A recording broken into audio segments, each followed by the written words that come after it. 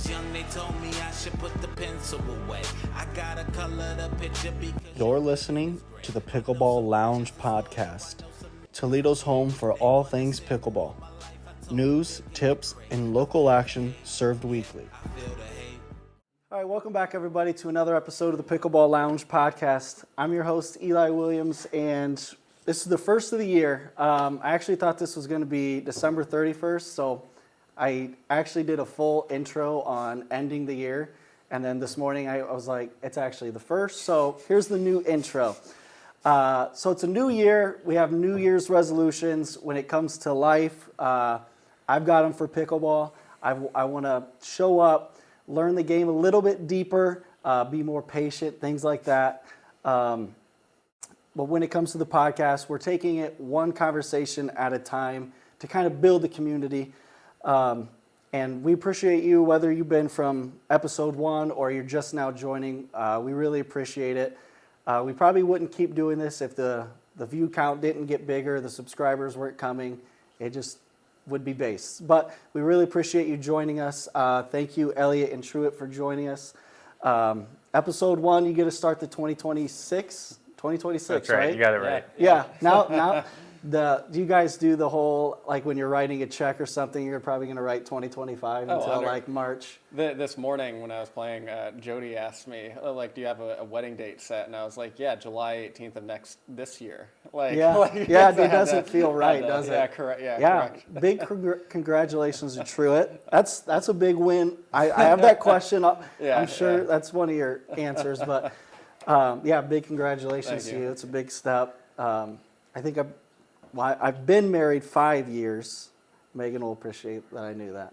But yeah, congratulations. 2026, it's going to be a good year for pickleball, good year for the podcast. Sean, thank you so much for being a part. Dylan, big part of this for sure. Caleb comes and listens to most of these. It's great.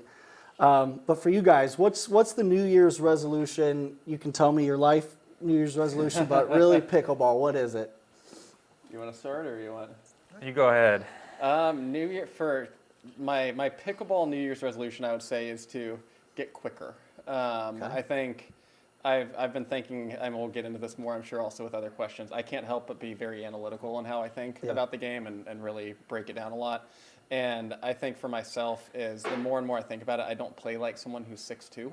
I think I back off the line too much. I don't get up to the line quickly enough. Yeah. Just everything is so quick once you're starting to play. I feel like at that 5-0, creeping up. Once you get to you're playing against 5'5" plus guys, and it's just like, if you're not quick, you're just gonna get lit up, right? And you have to be quick enough that the second there's an opportunity to attack, do it, and that doesn't happen without being in the right position, right? So overall, quicker hands, quicker feet, getting quicker in position. It's like, hit a nice drop and then, lollygag up to the line instead of explode up to the line. So. And I should probably preface for people who don't know Elliot and Truitt, probably this area's best top 10 players. I'm sure you're modest enough not to say it, but for sure are. We smoke cigars here so often, and I can tell. A bunch of, a couple of the guys came over and were like, well, let's rank the top 10 players in here. And we did a list with Elliot because he was taking some time off, and then we did without him. So we're like, he's in the top 10 if he's playing. If he's not, we had to count you out because we didn't know what was happening. Elliot disappeared on us. But he's back now, so back in the top 10, right? Yeah. So Truitt, do you think it's the fact that you have so much power you can kind of get away with slower footwork? I think sometimes that's it, but I would almost say it's the opposite should be true. If I hit it hard, it's going to come back quicker, right? So if I'm driving it, hitting a big drive, even if they don't hit a great, reset or volley back, it's still going to take time away from myself by how quick it's going to them, but then also it's still going to come back quicker than if I just hit a drop. Right. So I think it's really easy to hit a pretty drive, sit there and watch it for even just that split second, and not be in position for that next ball. Right. Whether that's another one that you could attack on. I think the ones that are most frustrating for me, it's like I hit a good drive and it's like, if I had just charged forward, that's a put away on the next one. And instead, I'm hitting a drop and working forward. So, and there's a time and place for that, Right, But yeah. I think it's the ones where when you hit the ball that sets up the winning shot and you don't take it, Right. again, especially when you're playing two really good players, that's really frustrating. Yeah. Especially when you get to the high levels, if you're not taking every advantage you can, you're behind. Yeah, You know what I mean? yeah. And I guess it is a little bit different when you're talking rec play. You tend to play a little bit more lax. You know what I mean? 100%, yeah. But it's the only way to get tournament ready is if you're Yeah. playing tournament rec play type of way. Before we get into that, Elliot, what's your New Year's resolution? Playing more, hopefully. Playing more, playing consistently. Yeah, I would say my resolution on and off the court, I'm learning to live and play more intuitively, to trust my intuition more. I'm a very analytical, calculated kind of person. So I'm trying to learn where is the time and place for that. I mean, you hear it from a lot of athletes when they're at their best, they'll say things like, I wasn't thinking, I was just doing. Or Yeah. it's some kind of head and heart combined in Right. a way where, on the flip side, we'll say, I was caught in my head. I was overthinking it. Yeah. I find that I can do that in life in general and on the court. Take some of the joy out of it, right, when you're caught in your head, and then also, does it even help really when you're like you think, Right. This game's not going the way I want it to. I'm behind a few points. It's hard to think your way out of it. So Right. just kind of learning what does it mean to stay in the present there. You're going to be behind at times. Things aren't going to be going Yeah. your way, and so, some of it's just riding it out.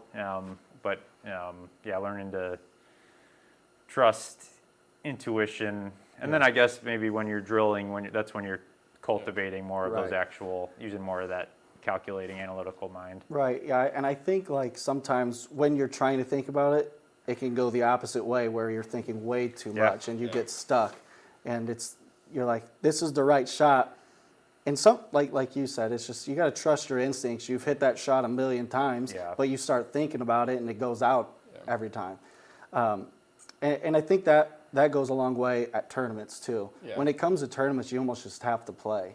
If Exactly. you start 100%, thinking, yeah. if you start thinking, I'm behind 4-0, and then Yeah. coming back Yeah. from 4-0 in a tournament is hard. Like when I used to coach tennis, it would be like the second that you have a player in a tournament who starts thinking like, what am I doing wrong with my technique? Or what am I, they're done, right? That they've lost that match. Yeah. Like it can't be about that. Like you might think like, okay, that was a stupid shot to go for, or, that wasn't the high percentage shot. Like it can be thinking about that. But yeah, the second you start getting, I feel like, I mean, you talk about getting in that flow state, right? Yeah, It's like that's a the good word best for I've it. ever played in any sport is, it just happens. Your body just naturally, you've had all those reps. You have to trust that that was the right ball. I felt like that was the right ball with that. I would think one thing that's interesting, like with pickleball compared to a lot of sports, so like you've got a soccer background, I've got a tennis background, like those can be some long matches.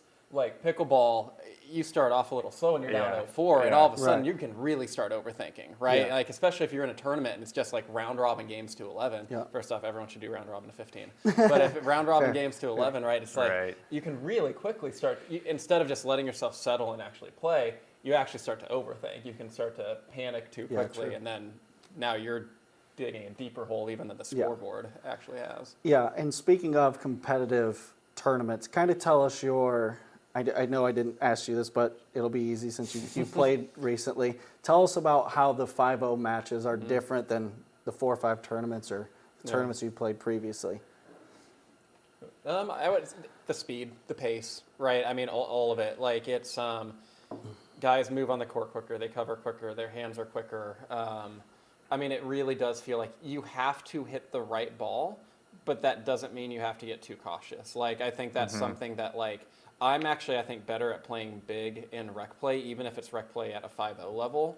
And I get in a tournament, and I can get too scared of missing. And it's like, okay, well, great, maybe I hit an okay dink. If you're across from a 5-5 guys, well, you're probably eating it in the chest, right? Yeah. If you didn't hit a really good dink, or you didn't hit it, nice roll, getting a good chip on it. I feel like that is ultimately, I mean, the easiest, I feel like, I guess, change between going from 4-5 to 5-0 and plus is shot selection. That is probably number one, right? Like the 5-0 plus guys aren't giving you free points very often. They're not going to do something dumb. They're not going to Right. speed it up on you when you're, ready Right. and loaded. And then after that, it's just the pace of every single thing that happens on the court feels ramped up. Yeah.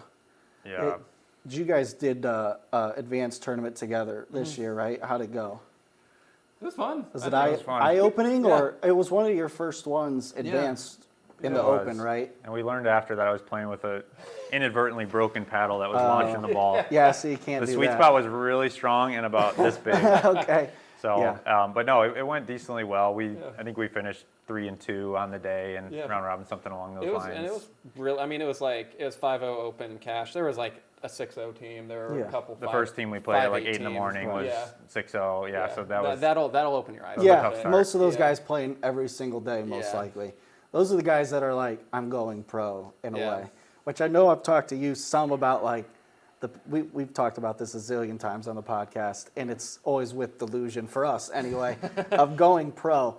And then you go and play a 4-5 tournament and squeak away. I've won one 4-5 tournament, and it's like you squeak away, honestly. And then you're like, 5-0's not pro, and 6-0 is somewhat pro. Yeah. So some of those guys are 7-0 now, which is crazy.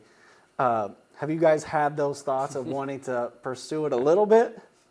Of course, yeah. Every new endeavor I get into, it's how far, and there is that delusion, not the delusion of, necessarily that and some of us couldn't do it, right? But just, I think with pickleball especially, as a newer sport, a lot of us kind of knew someone or heard of someone. Like you grew up with someone playing tennis with this guy who's now one of the top pros in pickleball, and it's easy to hear those and be like, oh, I could do. I knew that guy. I knew but the amount as the game matures, a pro pickleballer now isn't what it was 5 years ago, and the amount of time, space, talent, and energy that they are pouring into it, like there needs to be a reverence for like. Unless you're God's gift to pickleball. Right, yeah. It's a lot of work to get there, right? And if you love it and you have the time and space in your life to give it a go, that's awesome. And I've less and less that's my ambition for pickleball. Sure. Just with some other good things going on in life, but can't say that I don't have those grandiose fantasies with every new endeavor. Pickleball amongst them. It's the competitive sports background. I think you can't start something new like that and not at least like, for me, it's like, I'm not necessarily, it would be like, maybe 5 years ago it is different. Now it's like, people are just, it's a full-on, it's their job, right? They're full-on training. They have training programs, regimens and everything geared towards it. But like, for me, it's just like, I want to see just how good I can get. Sure. So it's less about like shooting for some, like, I want to be able to, play these 5-0 opens and win them. Like, that would be cool. I think the starting, it's like, I want to be able to play those and just feel like, like I'm at that level, or like I can any given day play at that level and just go from there. So it's like, I think it's, what I have experienced now is like, with my tennis background, there's a jump start. It's like such slow incremental improvement now. Yeah. And without being, like this last fall into winter, I just didn't have the time even to really put into it. And so at that point, it's like, unless you're willing, I feel like 2, 3, 4 times a week probably get some drill in, get some high level play in. Like it's just it's gonna be slow, steady. So I think it's like see where I end up, but by no means at this point. Like and to be fair to our area, we don't have a ton of 5-0 plus play. You have like a group of 5 maybe. Then there's a bunch of 4-5 players, but nothing. We have no one that's above 5-2. I'm pretty sure, right? I don't think so right now. Parker's pretty close, but you have to drive up to Ann Arbor or Cleveland, Columbus. So that kind of hurts us in a way. You don't get high-level reps all the time. Yeah. And I think that's the biggest deal when going to tournaments is you're so used to playing against Jim or myself, Caleb. You're so used to our shots that you're seeing shots that you've never seen before. Absolutely. What you 100% could counter it if you had seen it before. It's just so much harder to prepare for that type of way, playing in such a smaller city when it comes to talent. I've done a bunch of tournaments, and like you were saying earlier, you get so tense at tournaments. Your margins are so much smaller. They're actually not smaller. They're exactly what they are in rec play, Yeah. but they feel so much smaller. Is there anything that you guys kind of do to mentally to be like, this is just another game, or does it still get to you? Yeah, I have a love-hate relationship with tournaments for sure. Really, both sides. I can't help but over-prepare, and I'm sleeping right the whole week, and I'm not touching alcohol, and I'm eating a certain way. It takes me back to my competitive soccer days. Yeah. Just because, as with all of us who sign up for these things, it's important to, even if we know there's not money on the line, there's not tangible consequence on the line. We want to do well, right? It's kind of a measuring stick, and so it's. I do think, especially your first, I don't know, 10, 20, 30. Not that I've even played that many, but if you're used to playing 5-0 recreationally, you might be a 4-5 in a tournament setting. 100%. Until you find your groove. If you can find your groove and really settle in, that's a different story. But I know at least starting off the day, it's which is tough too, because that tournament we played up in Brighton, it might have been our first match was against the 6-0 team. You can't take it easy. Like, all right, I'm just going to start hitting consistent shots. Well, you're taking it in the chest there. So you got to start out aggressive. That's part of the challenge there, is how to still play within yourself, but not play too cautious. But ultimately, my hope when I play a tournament is that I'll at least get to a point where I'm in the groove and I'm just in the moment, enjoying it. And even if I go 0-5 on the day, that's happened before. It's fine ultimately, and it's good experience. And we're in some of the, I want to be in those matches, right? Yeah. Like, it's hard to pay for those tournaments you go 0-5 for. You know what I mean? That's tough to tell the wife. The text updates usually you stop sending them after the 0-2 happens. If you go to 0-3, there's no more text updates. Or then I'll see you when I get home, type of thing. Yeah, I think that's. I mean, I like the idea of, like, especially those first tournaments. You probably are going to play a level down from what you're used to. I mean, where I actually, and I would think anyone who's played tournaments with me can attest to this, where I see it most directly is in my serve. I think when I'm playing in rec play, I can place that. I can rip it. I can place it really well. Like, get some free points in it off of it. But then I go to a tournament, and I don't think I serve poorly usually. But I usually am at 80%, right? And I'm not going for trying to slot it right inside of a line to really set up that next ball, because I don't want to miss. When you're playing against those, well, especially like a 6-0 team, but you're playing against those really good teams, like, I miss a serve, and it's like, just threw away a chance to score, right? And that feels so bad. And so I think it's really easy, especially with that. Like, I'm hoping as I play more tournaments, it's easier to not feel so cautious in those games, especially right out of the gate. Like, because if you take a moment to warm up and settle into it, it goes back. The games are quick, right? You can be 0-2 and have played okay, but like know you're capable of a lot more. For me, it starts with the feet. Like, it's like if I'm feeling nervous and I'm feeling like a little overwhelmed in a tournament, it's like, get the feet moving. Like, do every deep breaths and get the feet moving. Like, everything else, you're not missing shots because your swing was wrong. You're probably missing because you're out of position, because you were nervous and not moving well. So enough with the tournaments. What's the pickleball habit that you're leaving behind in 2025? For me, it's the jumping back from the line. Speed up. And it's like when even like in cross-court dinking, I'll hit a good dink, and then like there'll be one that I probably could have taken a flick on, and instead, because the second that they hit that dink back, for some reason I pull back, and now I'm letting it bounce, right? Or I'm reaching for, I've just it's like I don't even have a good option because I didn't hold my ground. So I think that's probably the number one thing that drives me crazy when I do it consistently right now, is backing off the line. Like, I don't take a lot of balls out of the air, like for dink. I do putaways out of the air. Or things that like you can somewhat speed up. I'm not good at doing the kind of volley out of the air dinking, and that's one of, I think, certainly like the biggest holes in my game right now. Yeah, Elliot, what are you leaving behind in 2025? I thought I was going to be able to give another one for Truett to work on, but I can do one for you can put absolutely something out there. No, I think you nailed it. And I playing with you recently, even that's, I think when you're at your best, you are, on the front foot more. I fall into that too, of almost like, all right, I'm going to settle into this dink rally for a minute, and then not being on that front. I remember watching, kind of studying Ben John's play. Sometimes I go on YouTube and turn it slow-mo, and That's crazy. And it can be quite boring at times, but it's crazy. In his dink rallies, at least when I was watching, like after every dink, he gets ready to potentially attack, and then he's been, 30 times in a row, he's ready to attack, ready to. Knowing that there's a small chance that the other team's gonna give him an opportunity, but he's ready for it. I think for me, and I think we can all attest to this, like I just play with too fine a margin, right? Like you shouldn't be the perfect shot, the one that clears the net by an inch or hits the outside of the line. Like it feels great when it works out, but it's too perfect. Like you don't want to be, and you don't, nor do you need to be hitting drops that just clear the net and then hit Just with the get it perfect over amount of bite. sometimes. Get it over, leave yourself an extra foot or two over the net.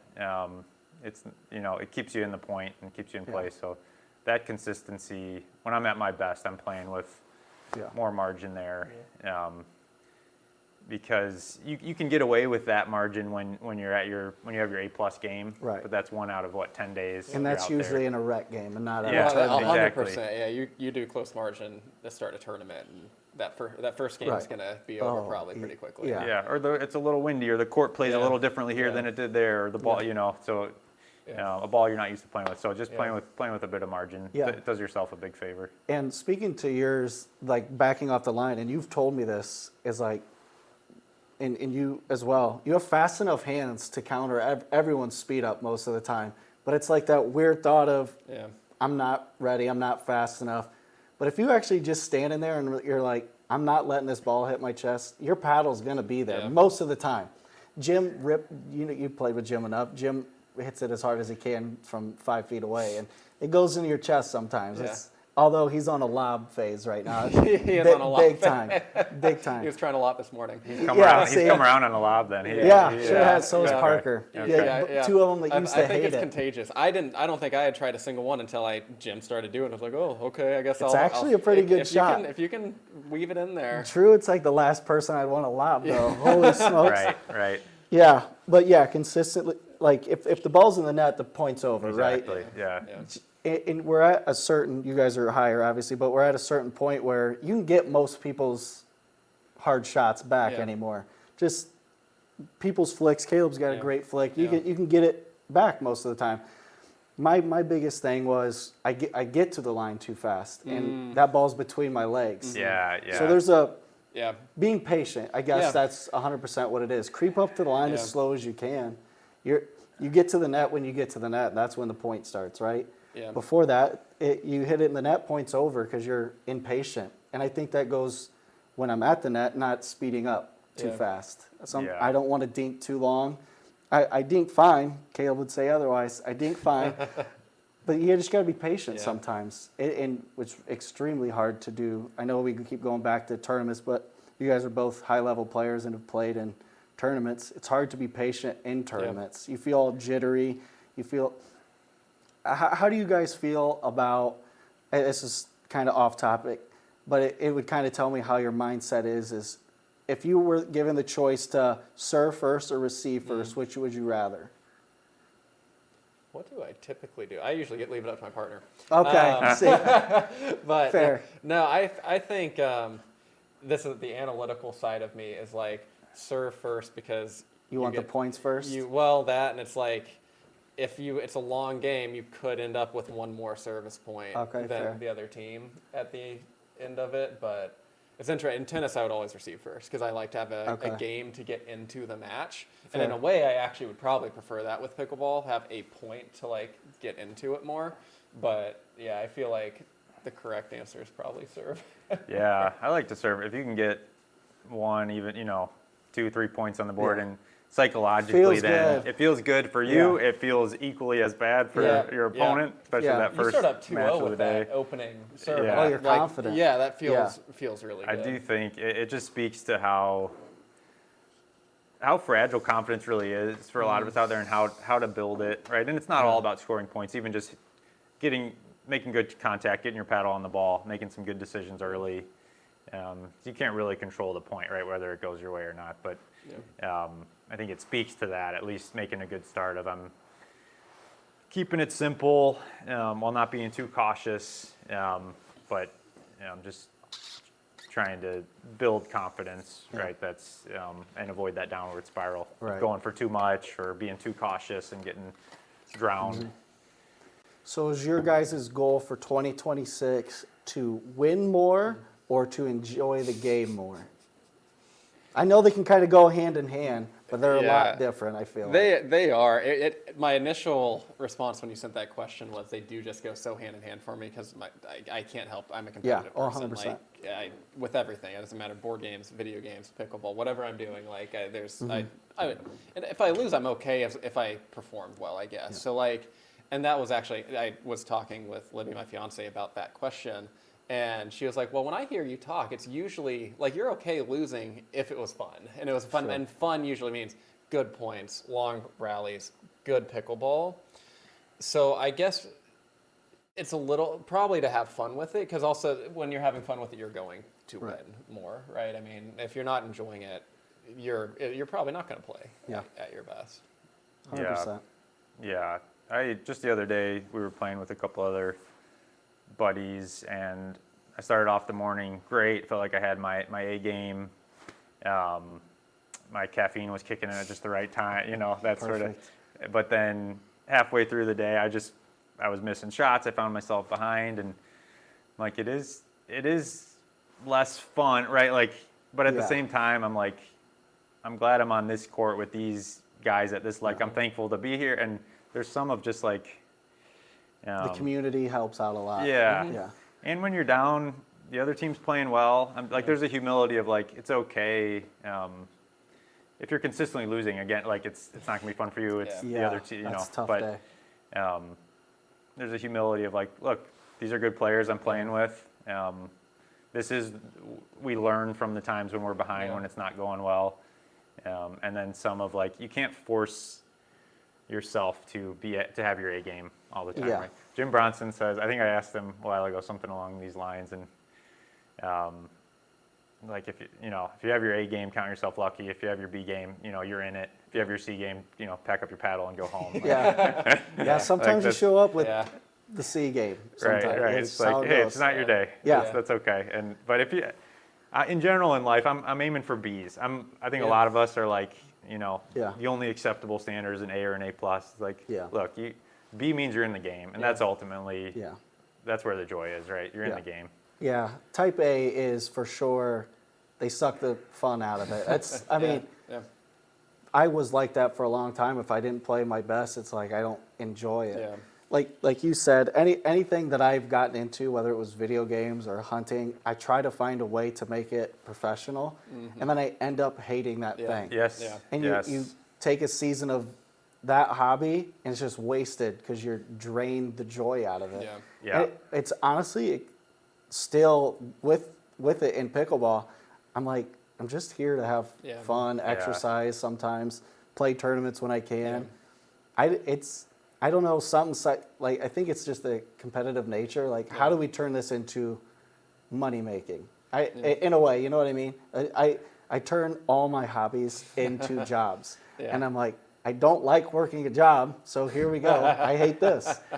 I don't really know how to do it. Elliot, you said you're kind of that way. True, or is it true with you? Is that how you do hobbies? I know you play video games. Probably. I go a little too hard with most of the things that I do, and the burnout can absolutely end up hitting then. And it's a good. What was actually a really good reminder for me. Again, fall semester I was not able to play much, and so when I did play, I wasn't playing well, and that was kind of a bummer. And it was just of snowball rolling downhill with that. But then actually Parker and I played a tournament, I don't know, about a month or so ago, and we had fun. It was good pickleball, but a good example of you don't have to win to still enjoy it. It's I think one of the most enjoyable matches of pickleball I've ever played. We lost in the semis, but it was two really, really good games. And we both went away from that feeling really good about it. And that was a good, in a way for me, it was a good reminder that I would like to still get better. I'd like to be able to beat those guys. But it's about having fun, right? It's about those points that you're holy shit, that was kind of crazy, Right. right? And it's Yeah. like, whether you win or lose it, you said, it's like, how much is it actually up to you whether you win any given point?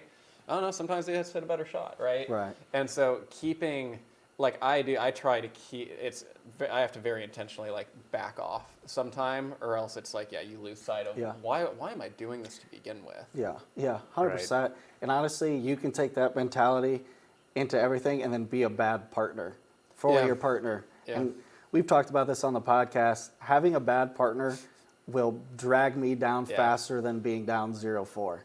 Like, if my partner's out of it, Yeah. I'm out of it. Like, Yeah. I have a hard time wanting to pick up someone that has that type of attitude, I guess. Yeah.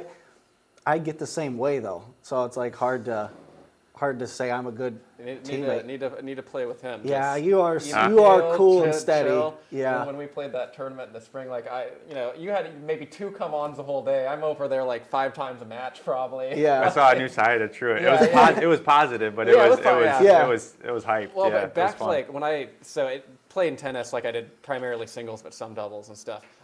If you had me mic'd up playing singles in tennis, it's a constant tirade of f-bombs Yeah. and like Oh, okay. demeaning myself. Oh, yeah, yeah. But then Yeah. it's like when I play doubles, I was the most positive person possible Yeah. because like you can't bring your partner down. The second that like if I'm playing with someone who I feel like they've lost confidence, they're not trusting their shot, they're frustrated.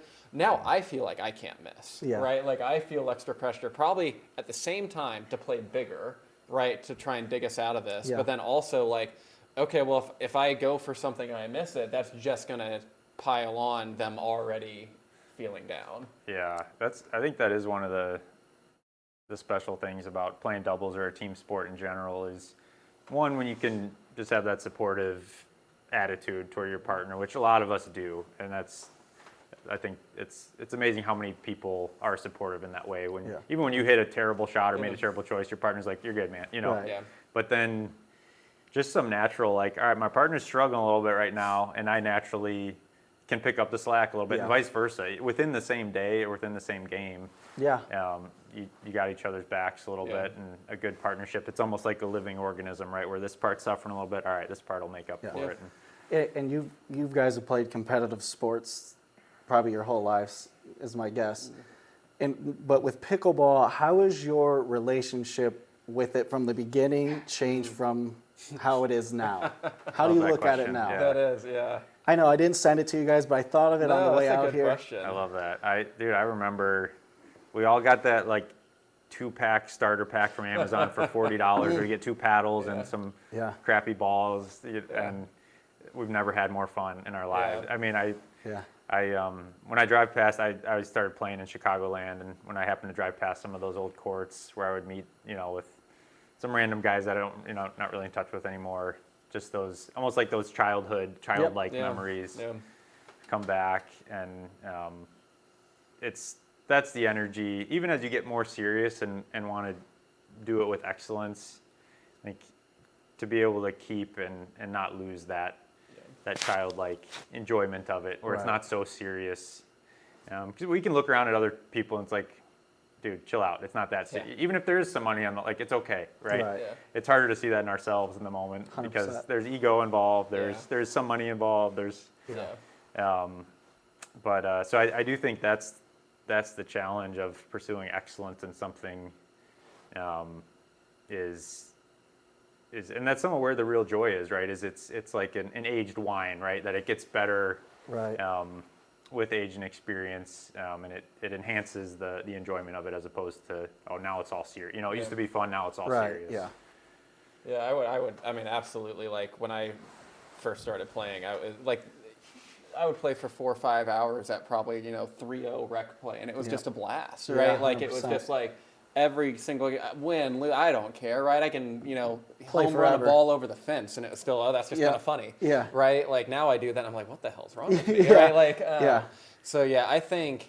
But on my best days, when I'm playing my best, I still feel that level of enjoyment and Yeah. joy, right? And it should, in a way, the enjoyment should grow as you can do more, as, right, the points get longer and better, and you can be more creative and all the, right, like, that should only enhance it, but as long as, you don't slip into starting to take it too seriously, right? If you've got to let yourself still have that that enjoyment that is why you got into it in the first place. I mean, we were chatting last night about, like, you know, coming from tennis, like it took a little bit for me to actually understand the game, and that was before that, in a way it was almost more fun probably because I was just out there swinging away. Yeah. Right. Like you start actually thinking about things, and it's very quick to start. Yeah, back to our previous conversation, like overanalyzing and everything. So Yeah, I think it all boils down to just keeping it fun, right? Yeah. In tournaments, rec play, getting together, something like this. If there's no fun, then why do it in a way? So what would your guys' advice be? What's one habit you would tell a beginner, develop this habit, and it'll help you the most when it comes to developing in pickleball? What habit helped you the most in pickleball, I should say? I'm going to for me, because I can't help but go back to tennis and coaching, and that know where your feet are at all times. Like, feet should be about shoulder width. Your feet should be under you, right? The second you're going to get a too wide of a split step, if you lunge for something, you probably could have taken a couple quick, baby steps to that, right, and actually kept your feet under you. For me, because that's something that it's going to still take some work, right, to do. But that makes everything easier, right? That makes your shot selection easier. That makes your swings easier. Because, if I'm trying to drive a ball but I'm lunging for it, it's not going to go well. It doesn't matter how I swing at it, right? But if I've moved up to it with a couple quick steps, feet are under me, even if I haven't, I'm learning and I've got a better chance at least of that drive actually going into court. Yeah. So there's a lot of things, I feel like, but I will just always argue that this sport is from the ground up. Right, and if you don't have your base, you're not going to be able to hit the ball that you need to hit. That's a good point. Yeah. No, I can't argue with that. I was thinking along the same lines. We often, in pickleball and life in general, we think of the point of contact, and we think that that's where all the action is. Maybe my paddle was a little tilted up instead of down, but the maturity of thinking back 1 step, 2 steps, 3 steps, 4 steps removed from there. And start, down to the feet, down to the legs, and that's when I get into trouble as a player. Is when the feet. I'm getting tired, right? Or the feet, or I just haven't trained it. That's the first thing to go when you get tired. Is your feet. Even when we're working on Drew was helping me with my 2E, just top spin dinks. Yeah, those are nice. Because I was reaching too much. I wasn't, and my body was moving one way, my lower body was moving one way, and my arms were trying to move the other. And just within 20 minutes of working on the technique a little bit of plant yourself, get your whole body moving in the direction that you want the ball to go. Yeah. And on my own, I couldn't get there. I was thinking I just got to get this little wrist flick just right? Like it's all right here, and it just pops way high. Yeah. And how much easier you make your own life so much easier when you kind of build the technique from the ground up. Yeah. And not that you have to do it all at once, right? You can add those things over time. Yeah. But I'll focus on one thing at a time, no matter what you are focusing on, especially when you're learning the game and trying to improve. It can't be okay, today I'm going to work on the wrist flick on my forehand drive, but then also I got to get the footwork better, and I've also I want to explode more into it. I got to charge forward. Then it's pick one thing at a time. Even if it's just for one drill session, and then the next day you're moving on to something else. Right. But the second that you have 4 or 5 different things going in your head, you're not going to get better at any of them. Yeah, 100% true. And I was just thinking of this while you guys were talking. Elliot, the last time I remember, you were playing left-handed. When you are right-handed, this just popped up randomly in my head. Why? Why is that a thing? It's so hard to read you because you can rip forehands with both hands.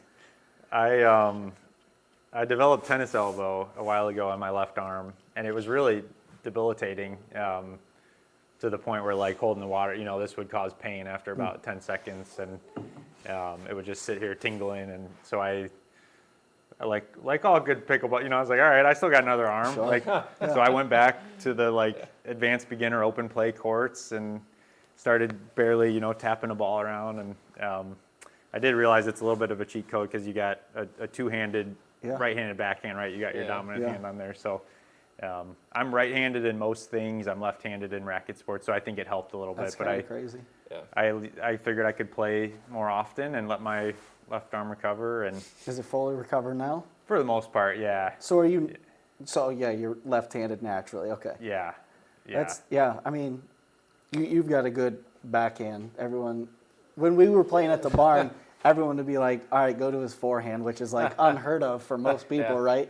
But obviously, both are killer shots. Forehand's finally come Yeah. along a little bit. That used to be a good solution against him, not as much anymore. It wasn't the best solution, but it was at least a Right. solution to true it. Now it's hit to his partner. Yeah, No, exactly. no. Yeah. It's get him in a dink battle, and you'll get a few of those pretty Sure. easily. Yeah, we'll just wait for the airs, I guess. We're going to do a new segment on here. It's this or that, but I'm just going to give you a couple things, and then a couple of these I'm going to ask why, but for most of these it'll be one-word question, or Okay. one-word answers, all right? Singles or doubles? Doubles. Doubles. That shocks me for you. Well, I think as far as like what I could have success maybe in, like Okay. I could maybe get a higher ceiling in singles. Yeah. Doubles is so much more fun. Okay, fair. Power shots or soft dinks?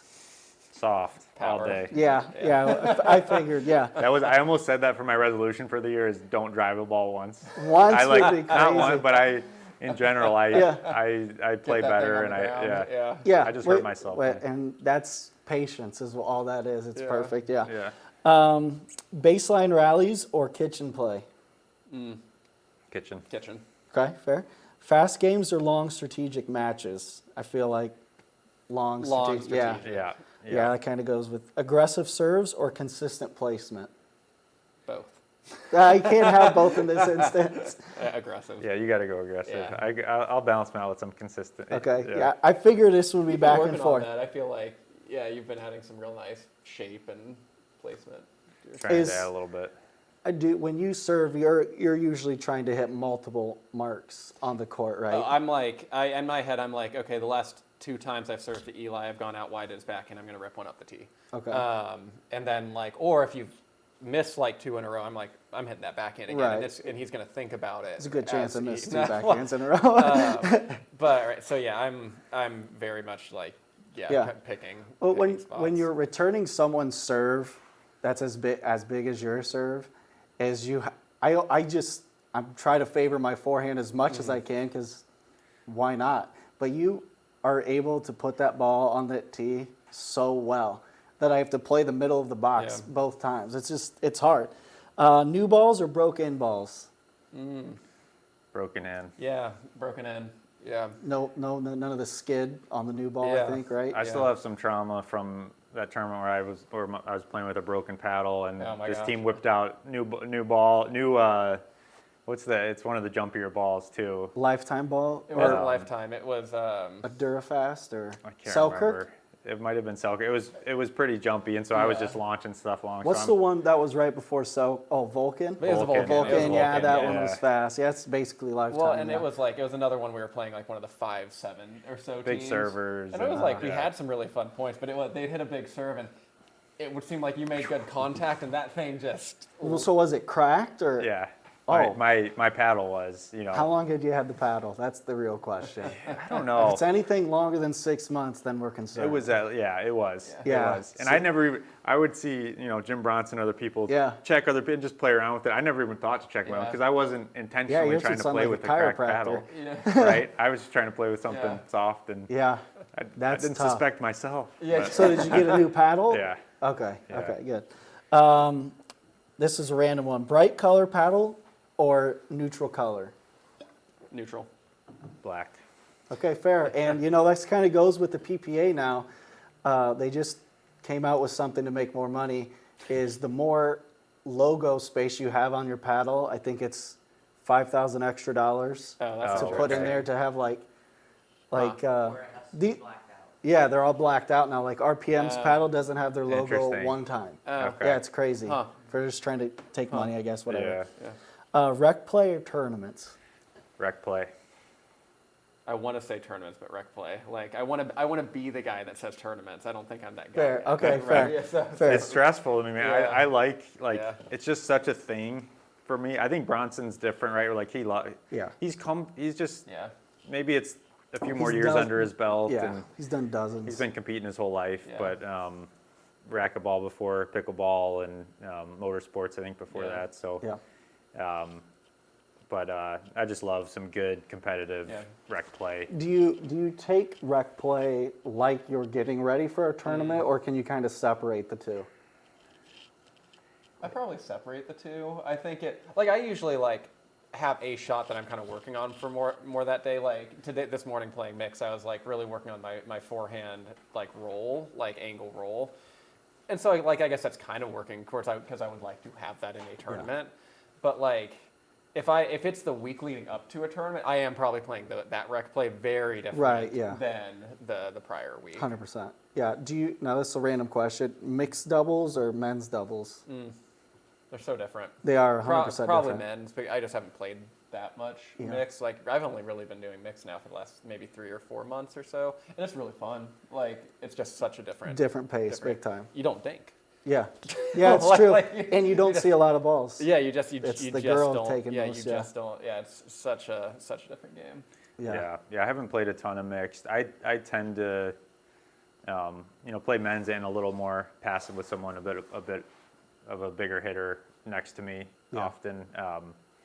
But We complement each other because when I do a stupid speed up, he's ready to just block Yeah, it and get that that's- thing back on the. It's kind of on like the Ben ground. Johns, Colin Yeah. Johns, essentially. Ben Johns was the speed, and Colin was just.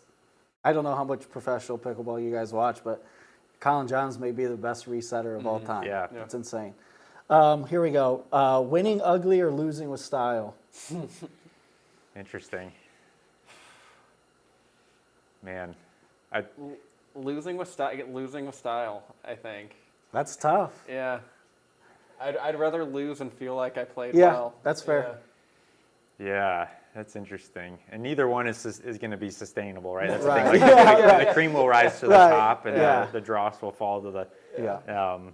So, I do. I love some gritty, defensive. Get Yeah, back. that's why it sounds as appetizing as losing with long points like that. Is kind of how I look at.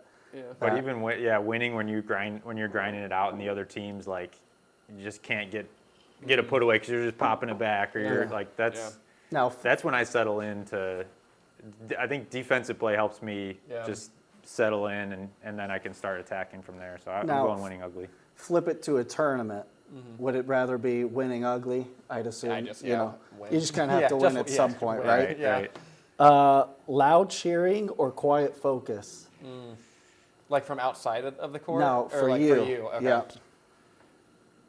Probably quiet focus. I figured. Yeah. I figured that for you as well, right? Yeah, if you say loud cheering, I mean, if you, Oh yeah, where's the men? I've Yeah. never heard him get louder than a 5 decibel. Yeah. Yeah, I get a little, but yeah, more on the quiet so- focus side. And honestly, sometimes when someone is loud on the other side, it gets in my head, and then Yeah. I've got to do it to get out of my own head. Right. Yeah. Right. Or it's real stagnant, and who the king of getting in people's head is Parker. Parker will get in my head in rec games. That's how bad it is. If there's a guy in a 4-5 tournament who's constantly barking like he Yeah. does, he's in my head, guarantee. Yeah. There's nothing Yeah. I can do to get him out of my head. I think it's pretty natural. I've dealt with so many people in tennis that will try and get in your head that I don't know if it affects me too much. But get back to trying to be a good partner. That's where, if I'm playing, especially I'll give an example because she would agree with this. If I'm playing with Jenna against Parker and someone, I am probably telling Jenna multiple times, just ignore Parker. Yeah, he's you gonna, have he's to. gonna play his game, right? Yeah. It does nothing he's doing actually changes back to the margins that you should be hitting, the shot selection It's you just should mental. be choosing, right? He's gonna make some really good shots and get excited. That is part of his game. He plays better when he's if here's normal cadence, if he's here, that's when he's gonna Yeah. play at his best. So of course he's going to lean into that. Yeah. You just can't let it come across the other side of Yeah. that.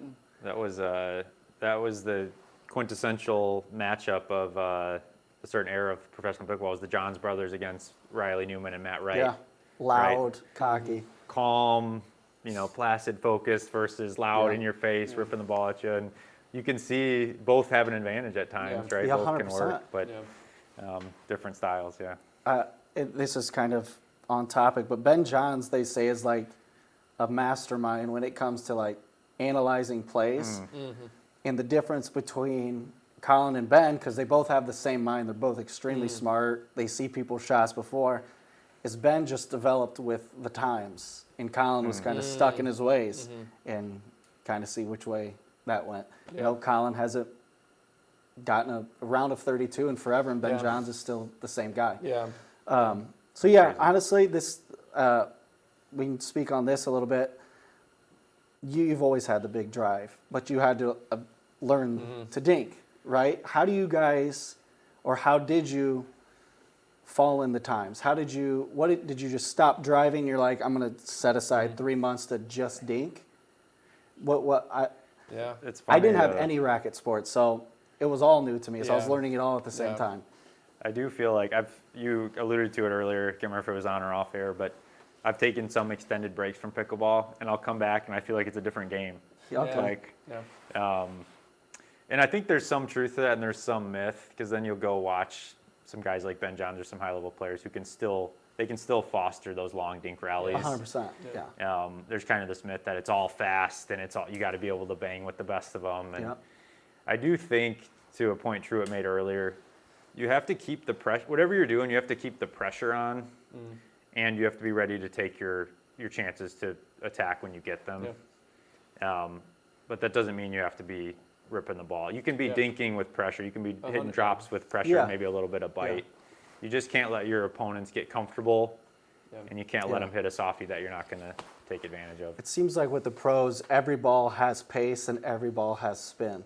Yeah. Something that we just in rec play, even at any level, there's always going to be a dead dink somewhere. Yeah. And whether or not you have fast enough hands to reset that ball, but in the pros, that ball's there's a dead dink, points over. It seems anyway. You know. Back to the this or that. Third shot drop or third shot drive?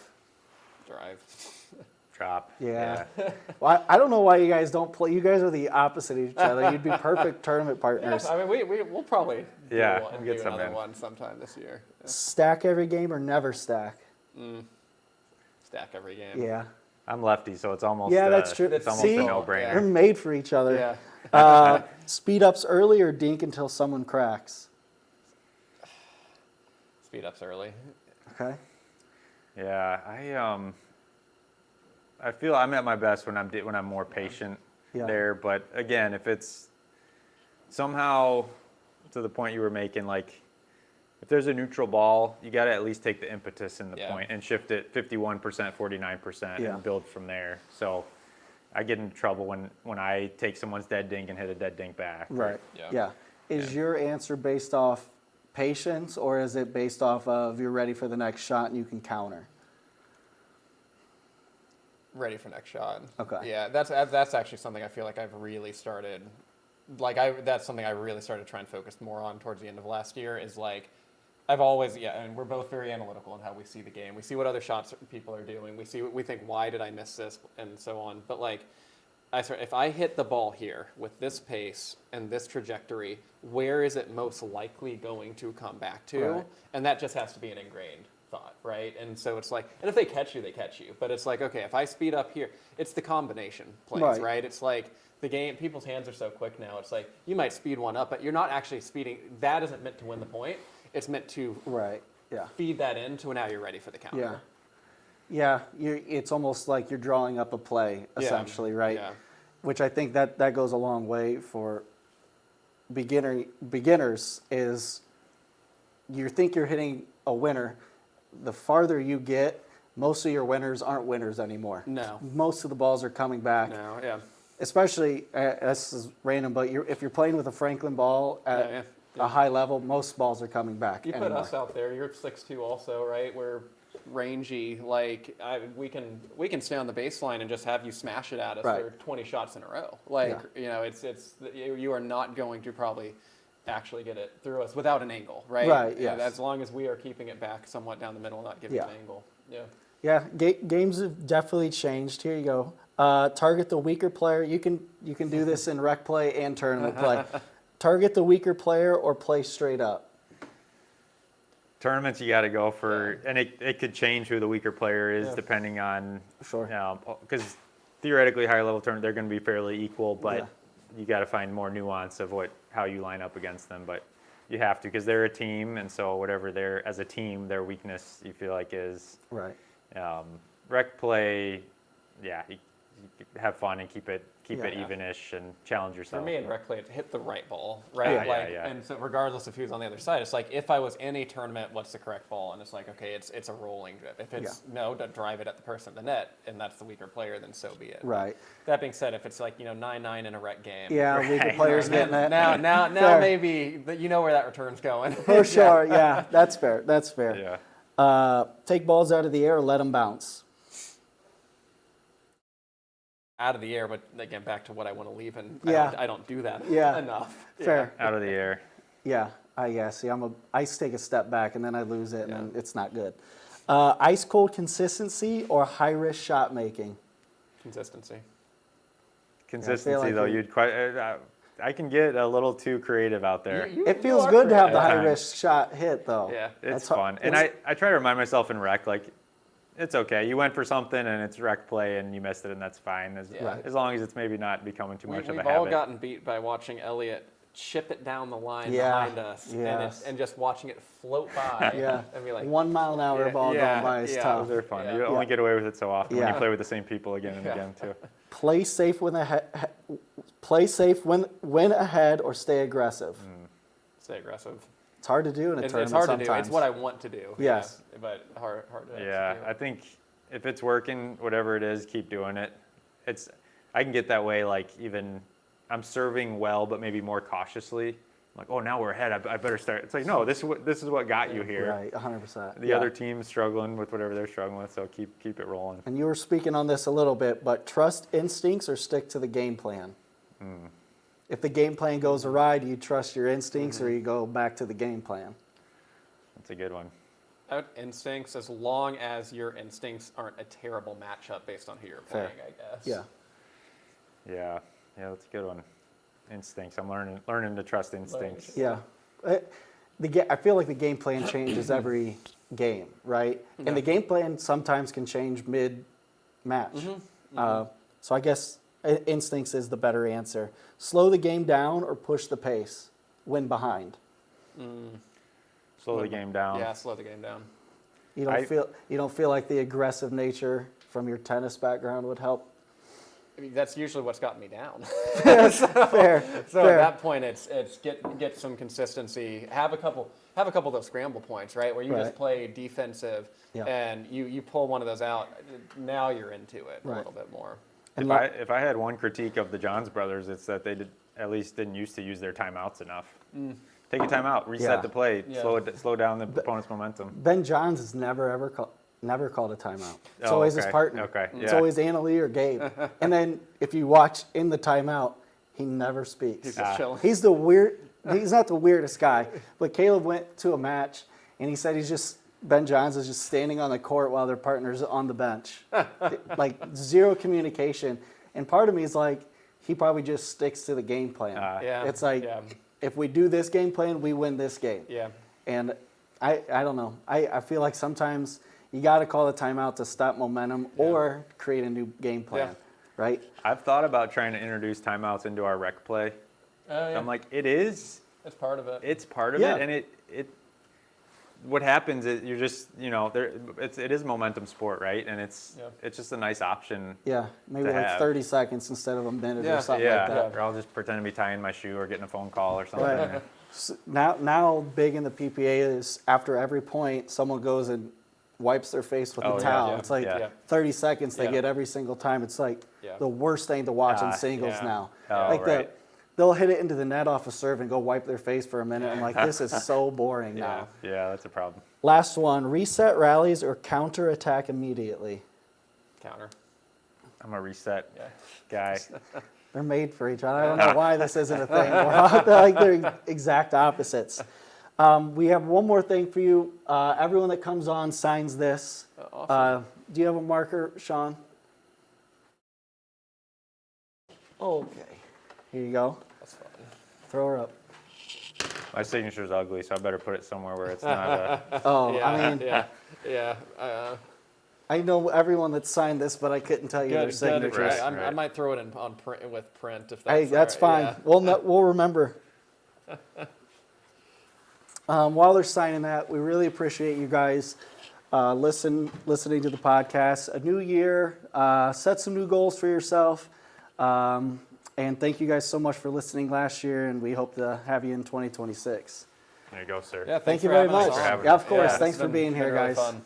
Yeah, time. thank you. We'll catch you next time, guys. Thanks.